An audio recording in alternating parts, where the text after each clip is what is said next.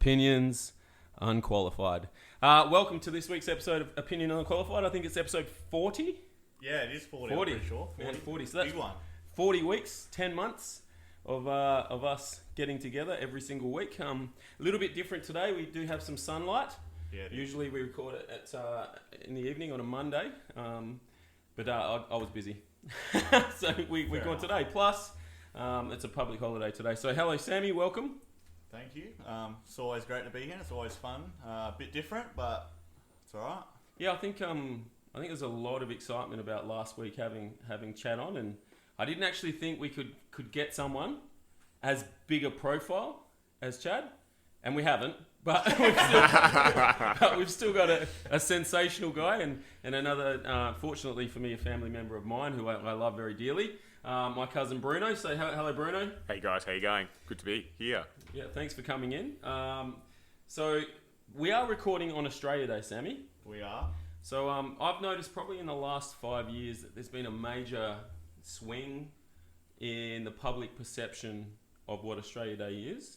And I think, me growing up in the 80s and going to school in the 80s, there was no exposure to actually what happened. It was particularly on the date. It was more, we're celebrating Australia as a country, and I guess you know what you know. Yeah, for lack exactly. of a better it's your description own, here. What you know, not what you've been taught, kind of thing. Yeah. Was it, Bruno, because you're a similar age to me, was it the same for you? Like growing up Australia, was there any negative sort of association with Australia Day when you were a kid? No, definitely not. And I think that's just, part of the school syllabus and everything that was surrounding you. It was about, Australia Day was, about the foundation of Australia, celebrating with your mates, having barbecues, families, friends, and everything, that we all thought it was. But I guess when you look at it, Australia Day doesn't, actually represent the actual foundation of Australia, as a country. That's actually January 1st. Yeah. And then when you don't have much Indigenous culture in history during the 80s and 90s while you're at school. It's only happened now. So I think for me, it's definitely changed what my opinion of Australia Day is. I love it. I think there should be something there that we celebrate Australia. We should be very proud. I think we are a lucky country. But for me personally, whether it's on the 26th of January or whatever day is more suitable, what's going to bring us together, and I don't think change is a bad thing. Yeah, I think, and again, I'm the same. My perception has changed completely since I've been more educated by probably, the Indigenous people that I know, and just how they feel about the day. Like, you don't realise, and I guess I'm in a privileged situation being, a white male in Australia. That's probably the top of the totem pole in regards to privilege. So for me, I wasn't educated, I feel, enough, but I feel like my children that are going to school now have a different idea and a different perception, and they've got, because of the Indigenous studies and things that they get in school, that so I think their perception of the day is really, really different to what mine is, and mine's definitely changed as well. And I agree, we need to have a day where we celebrate Australia for the country it is now, and probably not celebrate some of the atrocities and the violence and that can be sort of related to the day, as it was. Did you feel different in school, Sam, being a little bit younger than us? I think I was probably, not that I remember much from primary school, but I don't think it wasn't pushed compared to now when I'm in there, like on my pracs and stuff, and I see how much is being taught and how much the kids are learning about Indigenous cultures. Probably worlds different to even what I got as a kid. But yeah, I agree. If it changes the day to make everyone feel included and feel better, I think there's nothing wrong with that. I reckon, this might be my own thought, but I think a lot of the problem with a lot of people that don't want to change the date are just worried that they're going to lose a public holiday. Because I think they're so wound that, it's a piss up for them.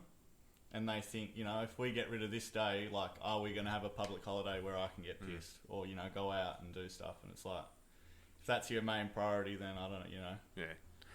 I kind of draw it in some form of comparison, when you look at it, those people that don't want the change or they argue against it, it's as if they're going to miss out on something, or they're fearful of something which is really not there.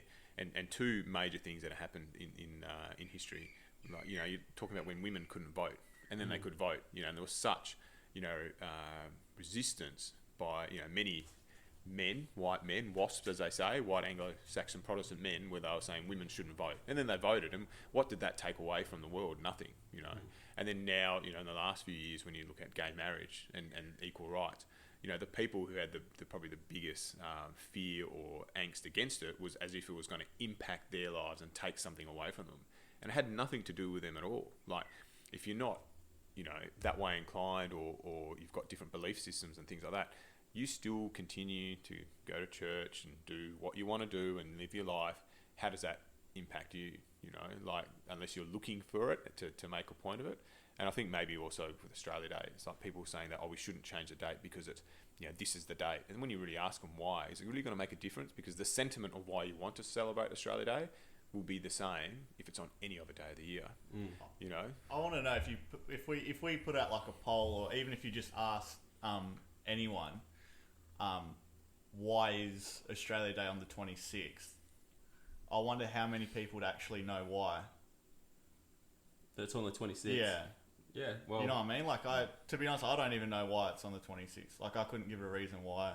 Yeah. It's just, that's what day it was. I think that's the day we landed, wasn't it? The 26th, yeah. So, and that's why there's such a negative feeling from the Indigenous population, right? Because that's when we did, and that's why there's a big push for calling it Invasion Day. Yeah. Because that's the day that we landed. So, like, I can understand the hurt and the pain, and when you think about your history, if you look back, you know, and you've got a dark period for even though you didn't know these people, but they're direct descendants.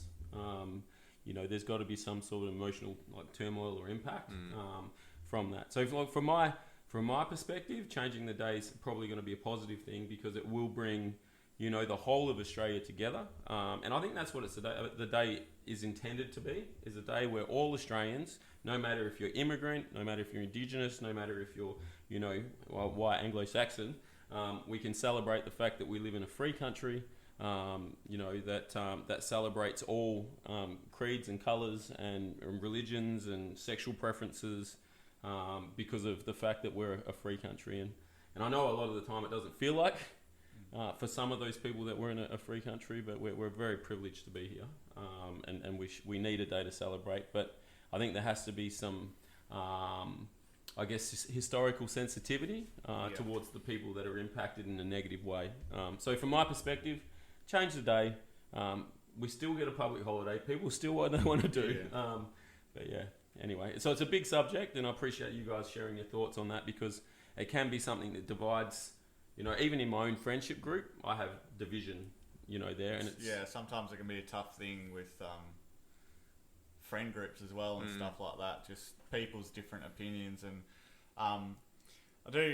watching a couple of Joe Rogan's podcasts recently, and usually he has a guest on that's probably pretty far in a different opinion to the majority of people.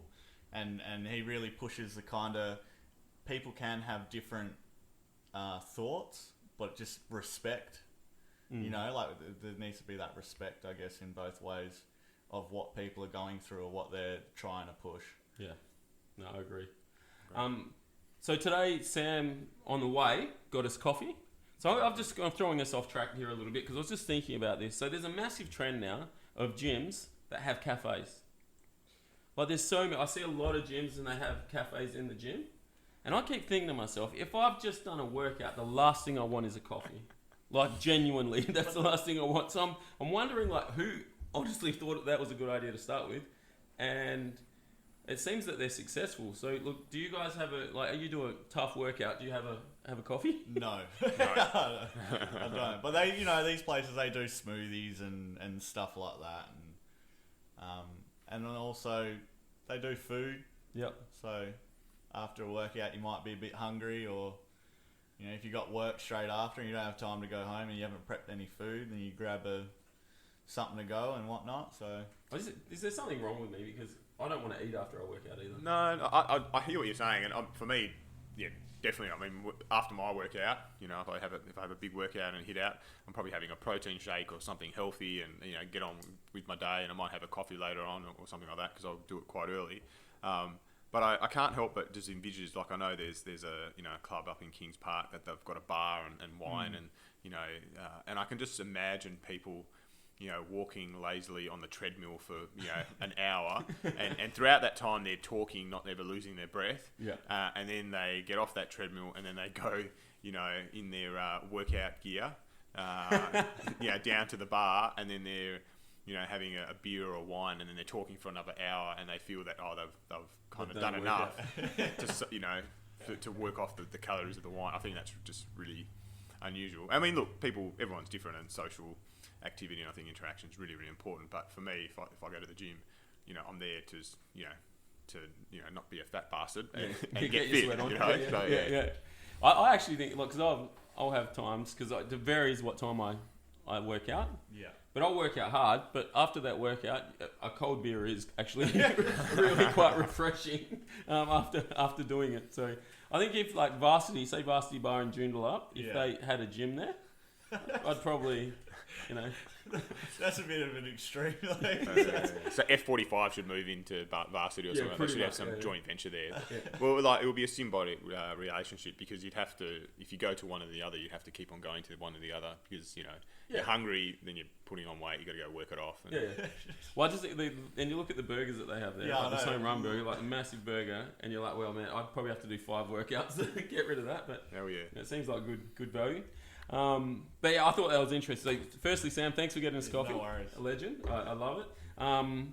You come in and you're driving a lot more recently because you're doing some other work, and you've come in with a bit of a story for us, Sammy. Yeah, well, as we, I'm sure earlier on in our podcast, for our listeners that have been there since day one or gone back there, I'm pretty sure road talk was quite a heavy subject for us. I think most of the podcast we got some sort of there's a lot of anger towards other drivers. We definitely used the podcast early to really get rid of some demons that we had in front of us. But you know, still to this day, on the freeway, you stick left unless you're overtaking, then you move around, right? That's the way it's meant to work. That's how I believe. Anyway, so I like to put cruise control on, and so I had cruise control on, and I was zooming past some cars, and this would have been avoided because it was like 4 lanes. Yep. Right, but you know, the lanes, everyone from Joondalup is in the right hand lanes. Yep. Because the road expands from inside instead of outside, so everyone sticks in those 2 lanes the whole way down to the city. Yep. So if a couple of those cars had just moved to the left lane, we wouldn't have had a problem here. But anyway, good music was on, cruise control. What was the music? Oh, I don't know. I can't remember the song. But it was good. Yeah, it was good music. It's all that matters. Yep. Cruising along, having a little bit of a boogie in the car. And then some car gets in the right hand lane in front of me and is doing about 10 kilometers an hour slower than what I was doing. Right? And then obviously I'm dancing in the car, having a sing along. Probably some swear words came out as well in between. And then the lady that was driving the car, because she could see that my hands were wailing around a bit, not because I was mad, but because it was a good song. And then she put her hands up in the rearview mirror, like to take the piss, because she thought that I was obviously having a fair crack at her on the thing, which was quite funny because it was. Which honestly, you had every right to. Yeah. Like if she's 10 k's under the speed limit, in that lane, you have every right to go mental. In my opinion, I think that's like a free swing. No, I agree, and it brings back comments that I remember. It was at a Christmas lunch I had years ago. I'm talking like 15, 20 years ago, showing my age, and it was with an ex-in-laws, and I remember the the father-in-law, we were talking about speeding or like just going the speed limit and keeping left, and he said to me this comment. He goes, "Well, you know, it's the speed limit. You don't have to drive to it. It's just the limit of the road." And I was like, "If it's 100 on the freeway, you're going 100. Yeah, if you're going to go 90 or 80, then you got to go far left, and just you can't go in whatever lane you want. I mean, there's a reason. It is dangerous and it's frustrating and all the rest of it." And he totally disagreed. He goes, "It's the speed limit." And I was like, right, you're one of those people. Well, I just think if you're in the right lane, minimum minimum 105 in the 100 zone. Yeah, as long as whatever car in that next lane, you're passing them at a half decent rate, you know, then you can be in that lane. But if you're not passing anyone, or you're going severely underneath, if you're going under 100 and you're in the far right lane, you probably shouldn't be there. I agree. But it was quite funny just because her reaction really made it like she felt like she was severely entitled to be in the far right lane going 93. You know, and I was like, oh, yeah, come on now. Like, let's. But it's funny because like the amount of times now where I'll go from the left lane all the way to the right lane, and then some people get really afraid to go on the left lane. So sometimes it's best just to hang on the left, and you end up zooming past everyone that's in the right-hand lane. It's really interesting. I've worked out in the mornings, like if you're driving to the city, the left lane's actually quicker. Yeah. It's quicker because the car's sort of coming off, and the way the freeway is designed now is actually just not too bad. So, I agree with you. Vaping, Sam? Yeah. Very interesting. It's blown up in a lot of people's faces, I think. Yeah, so hasn't it? Hasn't there been lots of reports of vape machines blowing up? Yeah. I kind of find it disgusting. People like they vape around in public spaces and they have the fragrant smells, and I'm like going, I'm smelling your lungs because that's where it's been. Yeah. And I like, I'm very anti-smoking and the rest, and I'm like going, I don't really like it. Yeah. Do you know what I've noticed lately, talking about driving? Yeah. The amount of people that smoke in their cars. Yeah. Like, I was driving the other day, and it was from like north of the river into the city. I think there must have been 3 cars, just smoke pouring out of them. You know, and I'm just thinking, who does that? You know, and I think, if you've ever bought a car that a smoker previously owned, you can never get rid of that smell. Disgusting. Yeah, it's the worst. It's like getting a hotel room. Yeah. And you say non-smoking, and the hotel was just like, this is years ago, like 10, 15 years, I don't know, wherever. Yeah. And you're travelling overseas, and now, you know, no hotel room, just smoking. But it used to be a smoking room, and you can tell. Yeah. Because it still stinks. Still smells. Yeah. It's just crazy. And you see, like, smokers, their hands, and they've got, like, stains, like yellow stains on their fingers. I'm not a big fan of it. Especially, well, in our climate as well, you know, on those real hot days, flicking ash into the wind is probably not the best thing. It's probably how a few fires start, I'd say. Oh, 100%. Like, you know. Throw a cigarette out the window, fire starts, you know, It's nothing worse, I think, 40-degree heat day, and you got your little fire in your mouth. Like, that's not cool, man. Like, it's just you've made your own little environment, and you're like 45 degrees now. Yeah. Oh man, I'm not into that at all. Anyway, but I agree. That's some people. The fact that the government straight away didn't say vaping was illegal, like smoking in certain areas, was a bit disappointing. But I think everywhere now you can't vape either. So I think that's a real positive. Yeah. I can't remember the last time I went to a gig. Yeah. And saw someone smoking. What do you mean? Like a music gig, so you go to a gig. Yeah. Whereas when I was young, like you go to a big day out, say. Oh, there'd be right, people like an outdoor, smoking and sections now, aren't there? The outdoor. Yeah, well, I don't think you can actually smoke in there. And so I think there might be small sections, but they're only tiny, and they put them way at the back where they deserve to be. So a little pathway through the hills, sort of in the next suburb. But anyway, talking about gigs, Bruno, you've been involved in electronic music for like a long period of time now, and you've got a little thing happening, which is cool, and you've been in and out of it. And are you back in it? I don't know. I was out of it, and then got back in it. You know, under duress. Not, I really wanted to do it anyway at the work Christmas party. Because I saw that recently. You're at work Yeah, that was like, pretty That epic. looked cool. Yeah. So to put into context, obviously, we're in this COVID state. Events are really tough to do now, and you're not having international touring artists and things like that. And then through people that I know and mutual people that I work with, you've got these fantastic, international caliber artists that can't travel anywhere. So what do? We book them for our end of year Christmas party at work. So people who know music, we had a guy called Dr. Packer who used to, who he is like one of the best house music producers for Defected Records, and was a legend in the drum and bass scene as Greg Packer. We had a young rising star, Tina Say's, come on board, and she's been huge in the Hottest 100, and she's been supporting some big acts. And then we had another homegrown heroes, Slumberjack, who blowing up. They're amazing, and they were all there at our work Christmas party. So it was very COVID safe.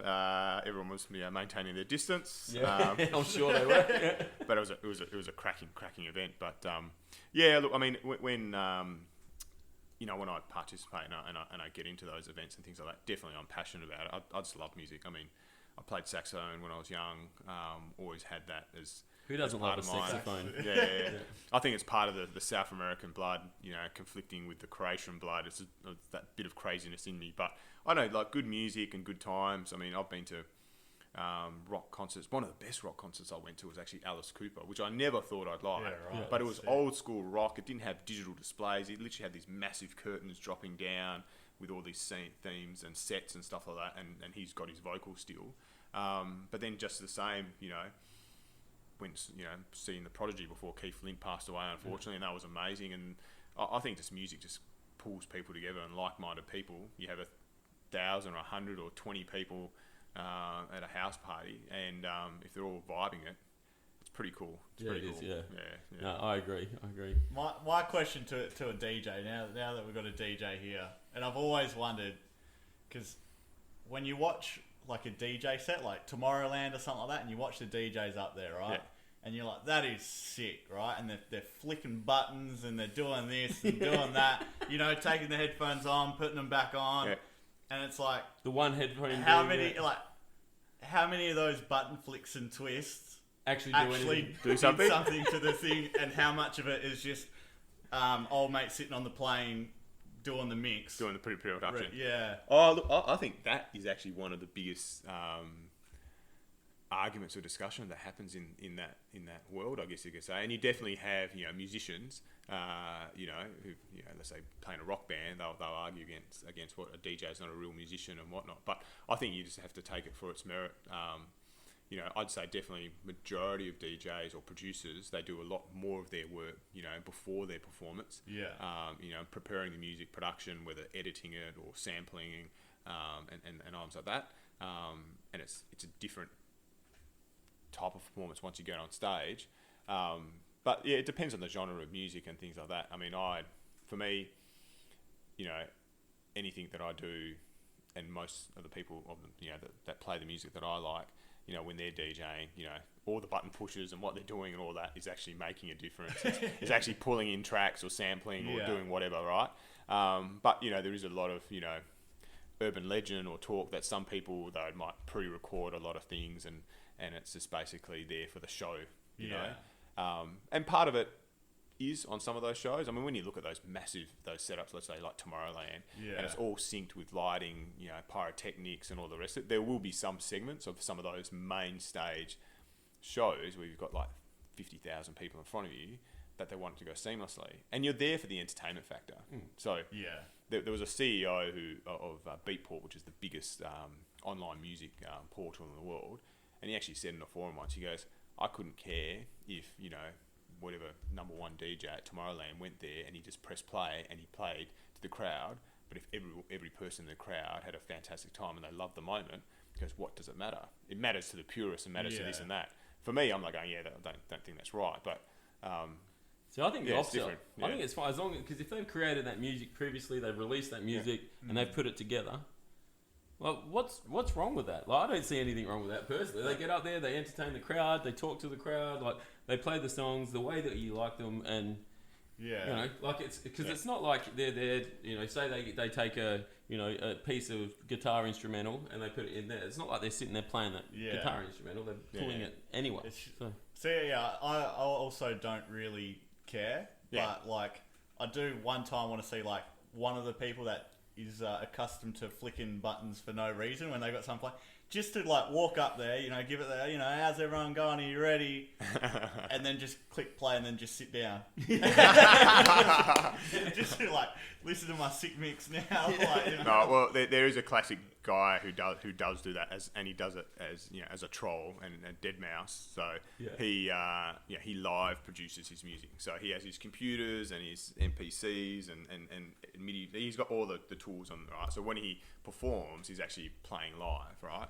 But there are certain segments of his set where it's he's pre-produced it, right? Yeah. So he's literally pressing play and it's running, and then literally he'll just go out to the front of the stage and he'll just sit down, and he goes, for this next 5 minutes, I'm not doing anything because I've already done it. Yeah. It's going to play. You're going to fucking like it and dance and love it, and I'm just going to sit here and smile, And then he goes back up there and he does what he does, Cool. So I think he's an incredibly talented person also, and he can take the piss because he knows he can do it. So it's like going, well, now I'm just going to have a little rest. Yeah. So. That's really funny, Yeah. So do you think this? Because I think in the 90s, like particularly house and drum and bass, and they were massive, massive. Do you think like is there still a scene?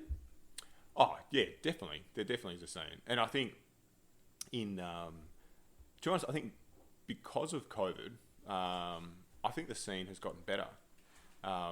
Because what we're having is that pre-COVID, you would have so many shows that were coming through, and they always had international artists, and that's great because they're obviously skillful and they bring a vibe and their sound and whatnot.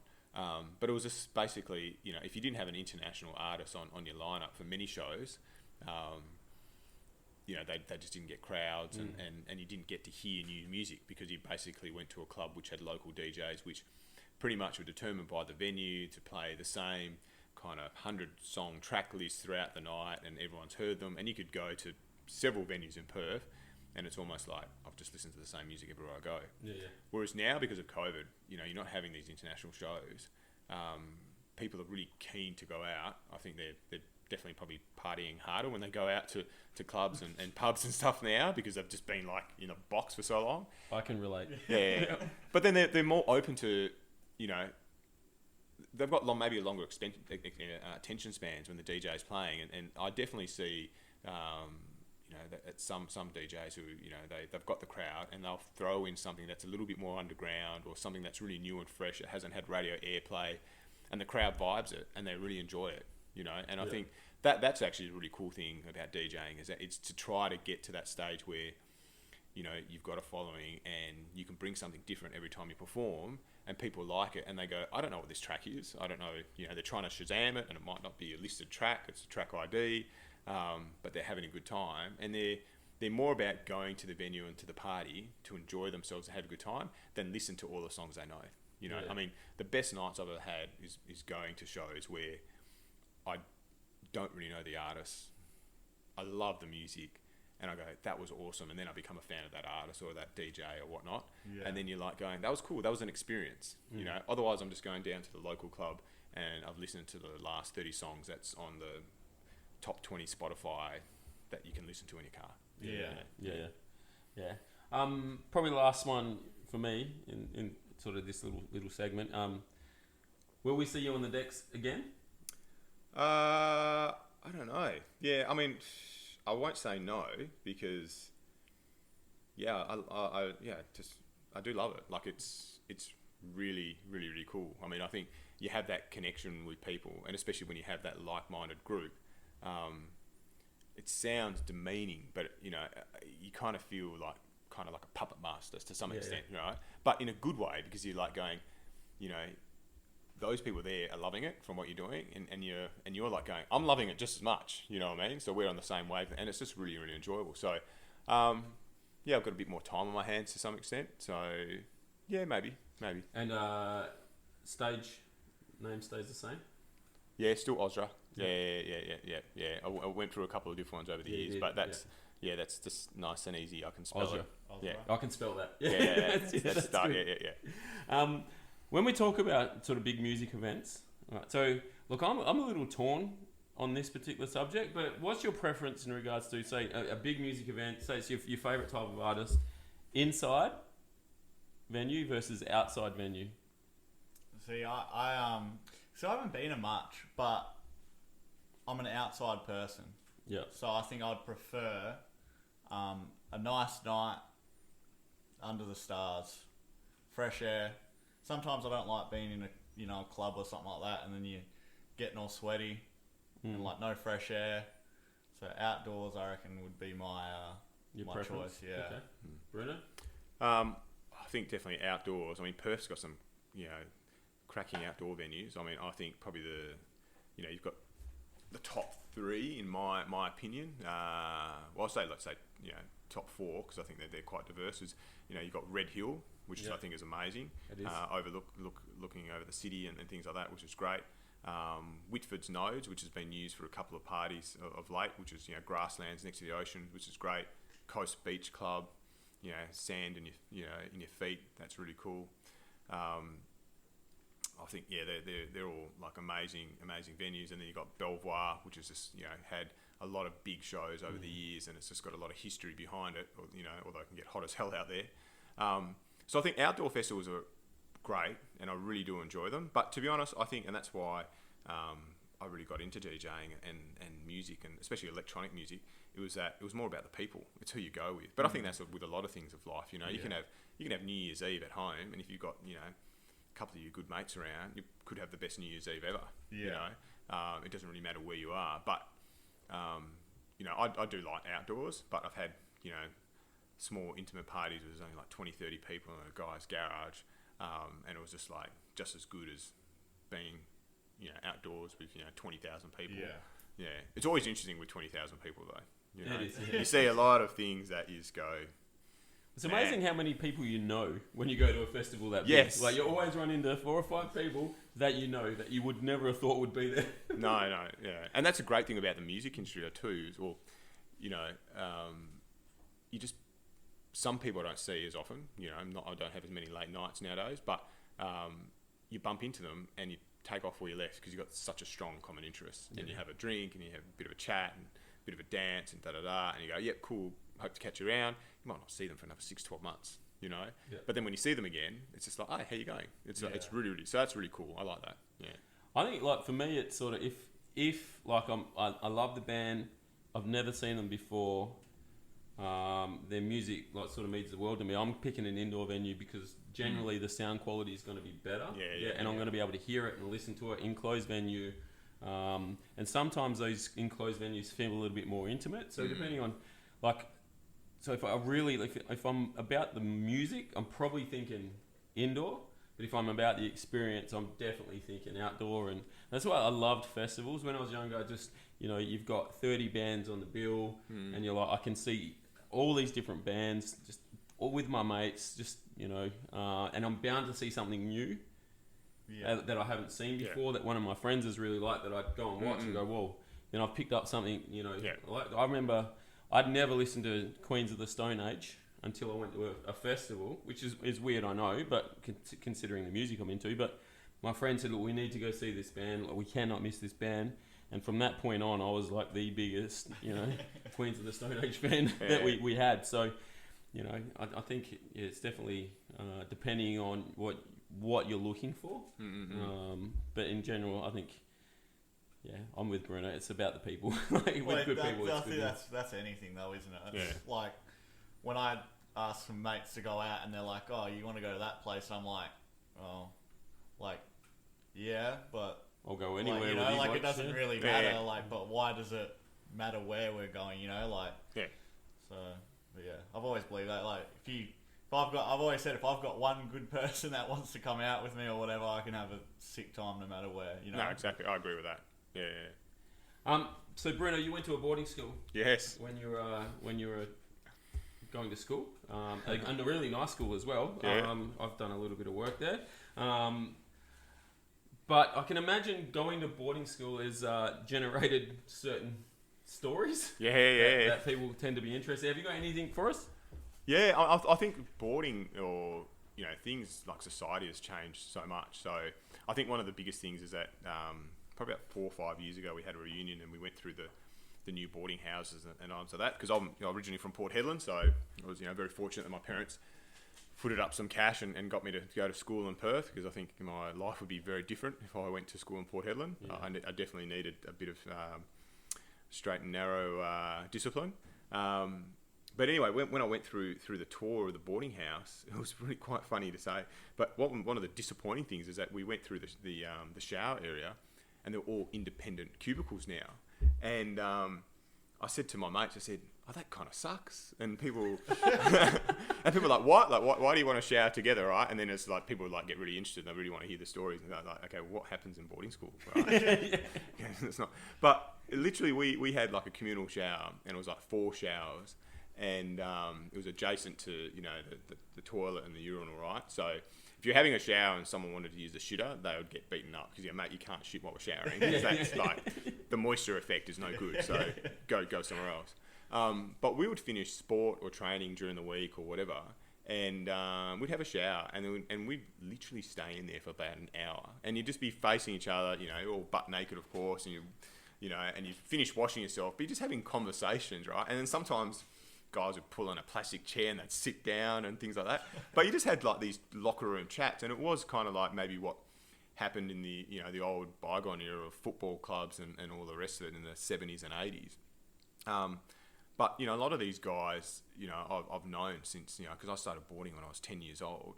So I've known them throughout that period of time, known them for well over 20 years, and I think some of that was quite bonding in regards to you just chatting there and nowadays, I'm like going, so where do you have these chats now? Because it's not the same yelling over the cubicle. You don't know who's there. You might be talking about something, and then someone, walks in or something. But anyway, it was quite funny. And I recently told a friend this story, and they were quite amazed.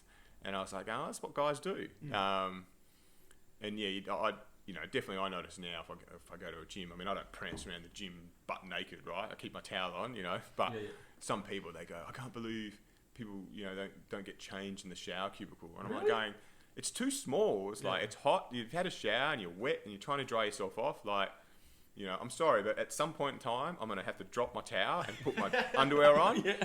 Just don't look in my direction.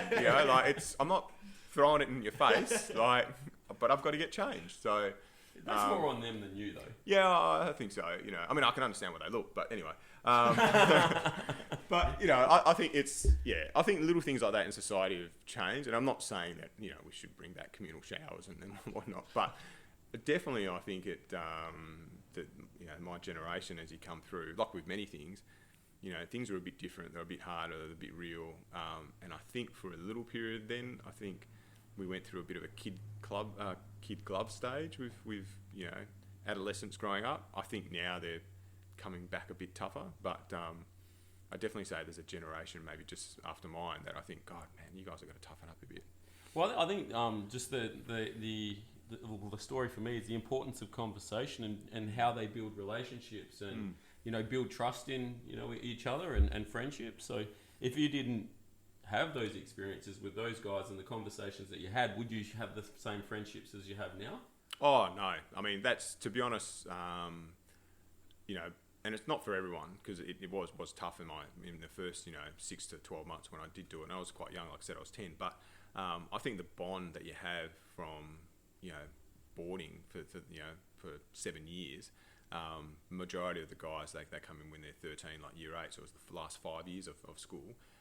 The relationship I have with those guys, it's very much like siblings, like they're very much like brothers, because there was a lot of shit that we got upset about. I mean, I know the guy who was the best man, at my wedding, we used to fight. Like, we used to full on have punch-ups and hate each other at some point in time, but you kind of get over that, and then you just, you see past that.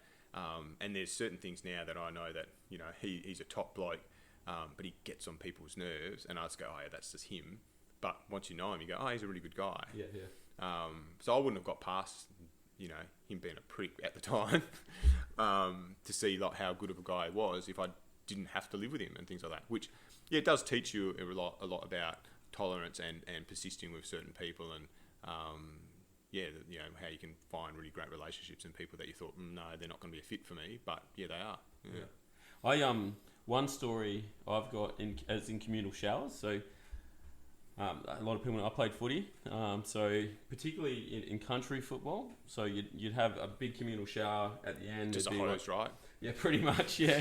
So it'd be like 5 or 6 shower heads in a row, and there'd be basically just an open floor. So what the old guys would do with the rookies that would come in is they'd be talking to them. So standing next to them, talking to them or whatever, and making sure they're looking out, and they'd start weeing on their leg. So you'd be sitting there, you're watching this poor young guy getting pissed on while they're having a conversation without even knowing. And then once they work it out, like just the disgust and in their face. So look, it's probably pretty cruel and a type of bullying, but I think if it's sort of an initiation that a lot of people my age had to go through, particularly with the older guys. That's next level, but but I don't know.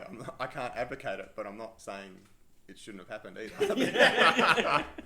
I think sporting clubs and again, sporting clubs are different now as well. A lot of the sporting clubs I go to, the facilities are so good. Like you pretty much got your own individual ensuite in some places. For the sporting team. So, it's interesting, and I think there's a lot of stories we could probably go to in another time about rookie treatment and in sporting clubs. I'm not sure you would have got much of it, Sam. No, I was quite lucky. Yeah. To be honest, I think with my younger rookie sort of season and whatnot, I don't think I copped too much of the brunt. Maybe because I don't know why, but there's definitely some things, that are funny, and some things go too far though. Yeah, like peeing on someone's leg. I think that's harmless fun. Help them with their tinea. But it's I mean, I guess maybe you could just claim that they had a jellyfish sting or something like that, and you're trying to help them. Trying to help them out. You're trying to do the right thing. So I noticed a thing when you guys pulled up today.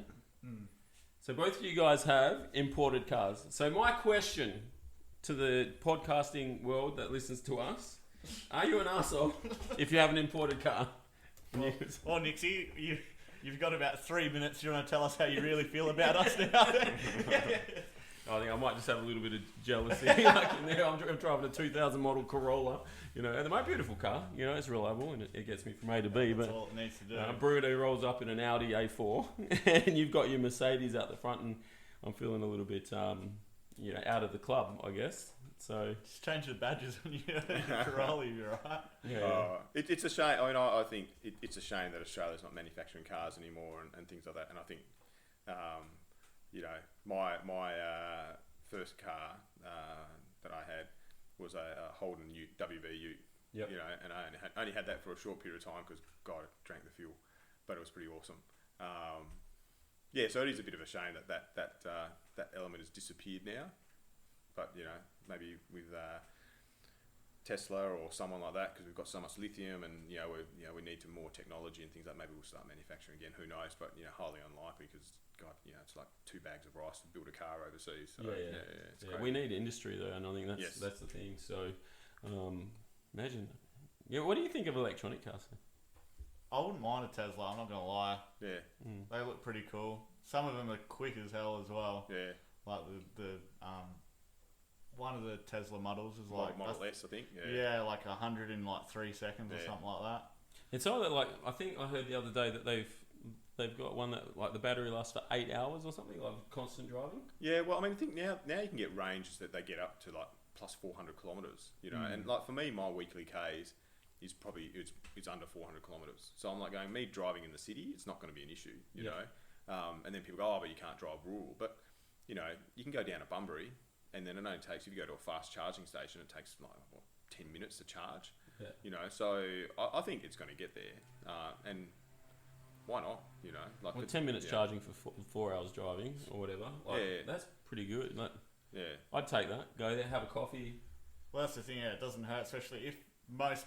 It's going to get to a point where most places are going to have a charging spot for the cars anyway. So even if you are travelling country, I'm sure they're going to have Yeah. a couple spots there where you can just park up and get yourself a pie or something like that and chuck the charger in, and you'll be all sweet to go onto your next spot or whatever. So No, that's it. Want to say a big thank you to Bruno for coming on. Make sure you get onto Ozra Music and follow the page. I think you've got on Instagram and on Facebook. Yeah, the thanks Ozra guys. page, so get on there and have a listen. Obviously, I'm very passionate about that industry and appreciate your insight there, because we'd have no idea, on that sort of stuff. Thank you for everyone that's been listening and sharing. Please share the podcast. Remember, #OpinionsUnqualified. And we're hoping, and we say this every second week, is to get some video content out to you soon. You got that in the pipe, Sammy? yeah, we'll get there. Soon. I think it's just gonna happen. All right. I'm watching too many motivational videos for it to not happen soon. You got to believe. All right. Well, thanks everyone. Cheer.